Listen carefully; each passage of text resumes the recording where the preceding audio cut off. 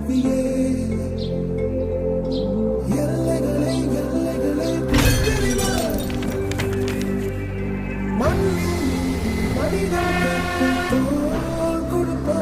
have to handle the failures with stout heart. Do something, come up to the level and kick that. You can be very ambitious in what you tackle. This is not the end.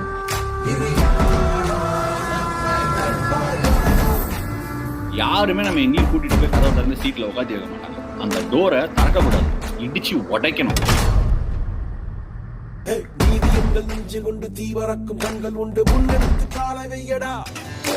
காயம் வந்து கீறினாலும் நியாயம் எங்கள் மூச்சு என்று உண்மையோடு சேர்ந்து நில்லடா.